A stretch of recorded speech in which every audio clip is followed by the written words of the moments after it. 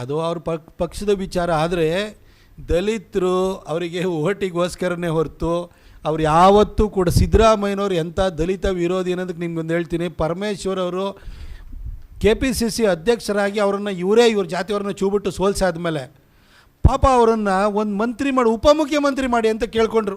ಅಂಗಲಾಚಿದ್ರು ಕೂಡ ಪರಮೇಶ್ವರ್ ಅವ್ರ ಬಗ್ಗೆ, ದಲಿತ ಸಮಾಜದ ಬಗ್ಗೆ ಸಿದ್ದರಾಮಯ್ಯನವರಿಗೆ ಯಾವ ರೀತಿ ಒಂಥರ ದ್ವೇಷ ಇದೆ ಅಂತಂದರೆ, ಶ್ರೀನಿವಾಸ್ ಪ್ರಸಾದ್ ಅವರು ನಮ್ಮ ಭಾಗದಲ್ಲಿರುವಂಥ ಟಾಲೆಸ್ಟ್ ಲೀಡ್ರು, ಅವರನ್ನು ಅನ್ಸೆರಮೋನಿಯಸ್ ಆಗಿ ಅವರ ಕ್ಯಾಬಿನೆಟ್ಟಿಂದ ಕಿತ್ತಾಕಿದರು. ಈ ಕಡೆ ಪರಮೇಶ್ವರ್ ಸಾಹೇಬರು ಬೇಡ್ಕೊಂಡ್ರೂ ಕೂಡ ಅವರಿಗೆ ಉಪಮುಖ್ಯಮಂತ್ರಿ ಸ್ಥಾನ ಕೊಡಲಿಲ್ಲ. 2018ರಲ್ಲಿ JDS ಜೊತೆ ಸರ್ಕಾರ ಮಾಡಬೇಕಾದ್ರೆ ಆವತ್ತು HD ದೇವೇಗೌಡರ ಮಾತು ನಡೀತಾ ಇದ್ದಿದ್ದರಿಂದಾಗಿ ಪರಮೇಶ್ವರ್ ಸಾಹೇಬರಿಗೆ ಉಪಮುಖ್ಯಮಂತ್ರಿ ಸ್ಥಾನ ಸಿಕ್ತು. ಇನ್ನು ಇವತ್ತು ಖರ್ಗೆ ಅವರಿಗೆ ಸಿದ್ದರಾಮಯ್ಯನವ್ರು ಬಿಟ್ಕೊಡ್ತಾರೆ. ಅವರಿಗೆ ಅವ್ರು ಓಟಿಗೋಸ್ಕರ ದಲಿತರು ಅಷ್ಟು ಬಿಟ್ಟರೆ ಒಳಗಡೆ ಅವ್ರ ಅಂತರಾತ್ಮದಲ್ಲಿ ಏನಿದೆ ಅನ್ನೋದಕ್ಕೆ ಶ್ರೀನಿವಾಸ್ ಪ್ರಸಾದ್ ಅವರು ಅಣ್ಣ ನಾವು ಬಂದಿರೋದೇ ಅಲ್ಲ. ಒಂದು ನಿಮಿಷ ಹೇಳ್ಬಿಡ್ತೀನಿ, ನಿಮ್ಮ ಜ್ಞಾನಕ್ಕೋಸ್ಕರ ಹೇಳ್ತೀನಿ.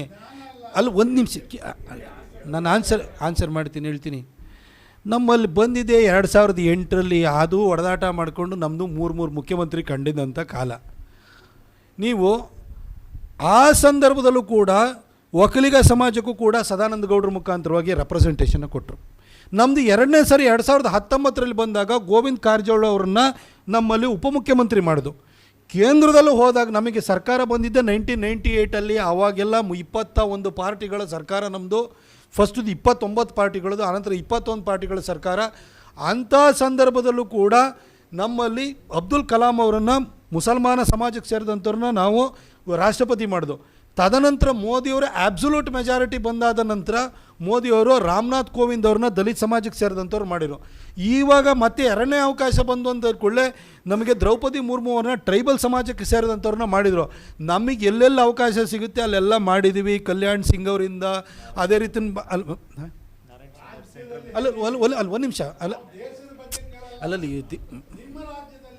ಅಣ್ಣ, ಅಧಿಕಾರಕ್ಕೆ ಬಂದು ನಾವು ಇಡೀ ರಾಜ್ಯದಲ್ಲಿ ಅಧಿಕಾರ ನಡೆಸಿದೆ. 7-8 ವರ್ಷದಲ್ಲಿ ನಾವು ದಲಿತ ಮುಖ್ಯಮಂತ್ರಿ ಕೊಡಬೇಕು ಅಂತ ನೀವು ಕೇಳ್ತಿರಲ್ಲ. 70 ವರ್ಷ ರಾಜ್ಯ ಆಳಿದಾರಲ್ಲ, ಅವ್ರನ್ನ ಫಸ್ಟ್ ಕೇಳಿ ಅವ್ರು ಕೊಡ್ತಾರಾ ಅಂತ ನಾವು ಕೇಳ್ತೀರಿ.